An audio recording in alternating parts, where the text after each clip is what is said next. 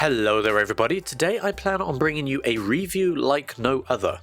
After investing a full 10 hours of my life into the captivating world of Oxygen, I'm here to deliver a concise 10-minute review that will enlighten and hopefully entertain you. I wanted to say up front that a review key was provided to me, however, that has not influenced any of my views in the next 10 minutes. Oxygen is a survival city builder where a natural disaster brought humanity to the verge of extinction, and it's our job to lead our people and prove we have what it takes to survive. So buckle up and join me as we explore the depths of Oxygen's gameplay, uncover its hidden gems, and determine if it's worth your time and attention. This is my 10 to 10 review. In Oxygen, your people's basic needs must be met just like any other game in the genre, with the usual need for a nice living space, clean water, and fresh food. However, what makes this game unique is the lack of oxygen in the air. People wear hazmat suits and can only work if they have oxygen in their tanks, or you turn on the oxygen at their place of work, but be careful though, because if you keep this on for too long, you can quickly burn through all of your reserves. Another key point is the vital role of trees. You start off with a few, and if you can provide enough water and attention, they eventually create an oxygen-rich dome where people can breathe safely. Exploring further out into the world can lead to the discovery of different tree species that have different dome sizes. Research remains standard, but exploration takes on a nice twist, where as you uncover new areas, you can unlock unique buildings to help you thrive even more.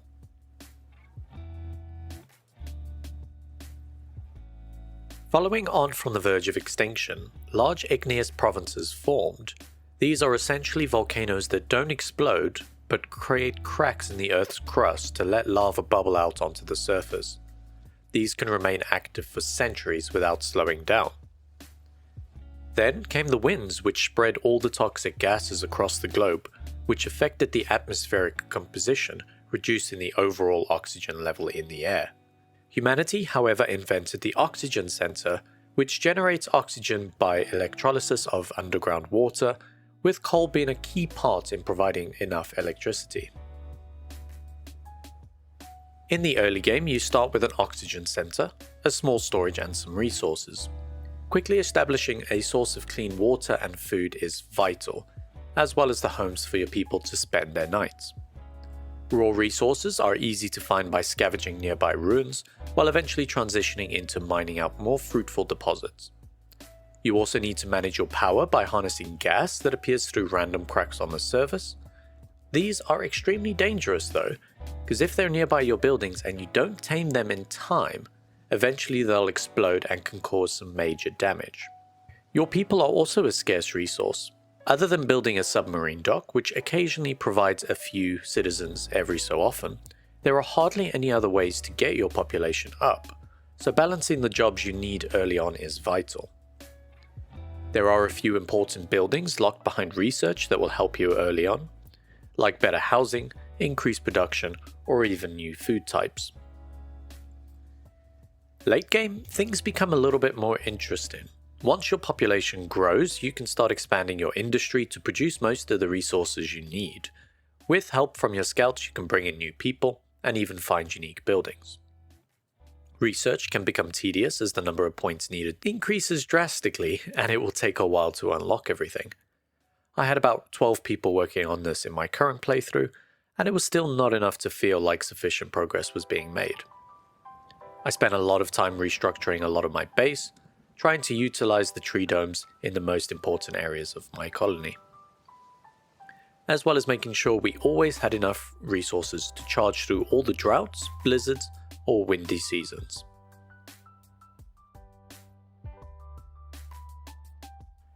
As mentioned previously, progression is a lot quicker in the early game, but soon falls off. It would be nice to see the curve balanced out a little bit more evenly.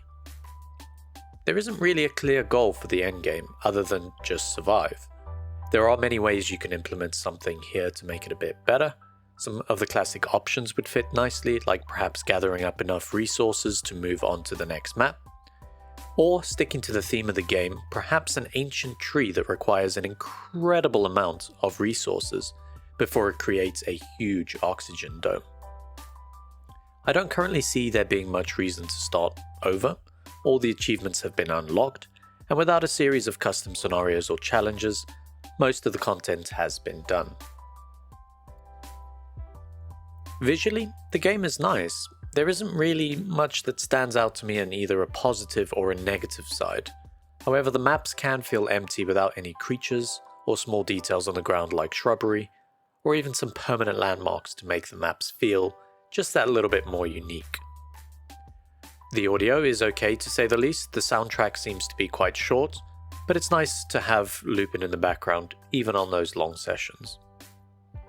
The NPC voices, they differ greatly from one another.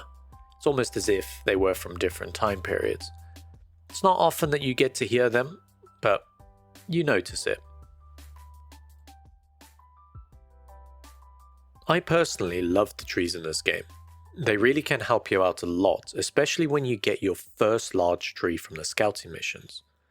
This should really be leaned on a bit more, and perhaps making it so some research could increase the dome's size, or reduce the need for people to tend them at all. The gas explosions you see around the map are a nice random way of getting some additional power, and sometimes if you're not paying attention, you can take some damage from them. Exploration is good. It uses a system I feel has been tested by a few other games before it, mainly the scouting side, which I would love to see some additional events or some more choices come up. We've already mentioned some of the improvements that could be made to the endgame, but I feel like the mid-game is where it needs some major tweaking. A lot of the time I just found myself waiting for new people to arrive in order to expand further. It also feels a bit odd to talk about food production in this section.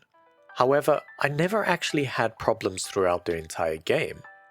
I think I only had a few people for collecting fish and one plant house, so you can cover a population of up to 100 people on those two buildings. I'd really love to see a much bigger variety of seeds available to us, and perhaps a balance change to try and make food a real resource to manage. I'd love to see more options around the tree mechanic. Perhaps ways to grow fruit trees that provide smaller domes that could cover 4 or so shelters, but in the meantime provide fruit for your people. Or even have the dome size adjust depending on the age of the tree or the amount of water you provide it. The amount of space the trees currently take up felt a bit too large. It was difficult to really plan out anything efficiently without making it look like a mess. A huge quality of life change that I would like to see is when workers end up needing to use the medical tent or the hospital, they lose their job placement. And this was really frustrating to have to go back and reassign them after every single wind event, so I'd really like them to retain their jobs. Visually, more needs to be available for you to look at, otherwise once you clear the map off of debris it's quite barren. This could be achieved by adding in loads of additional decorations like walls, lamps, or even flowers that grow on the ground in the oxygen domes. A lot has changed from the demo that I covered on this very channel in November 2022. The game is also still only in early access, so expect a lot more changes to come. Overall, I had a good time with Oxygen. I think its price point is fair, and I could have continued my playthrough. I think I will be coming back to this game once it's had a few more content updates and quality of life tweaks. Well, that about wraps up all the time I have for this 10 to 10 review. So I hope you guys did enjoy it, and if you want to see some more of this kind of content, definitely let me know in the comment section down below. It's the first time I'm doing this, so all of your comments are appreciated. But, as always, my name is ElusiveGhost, and I will catch you all in the next one. Bye for now.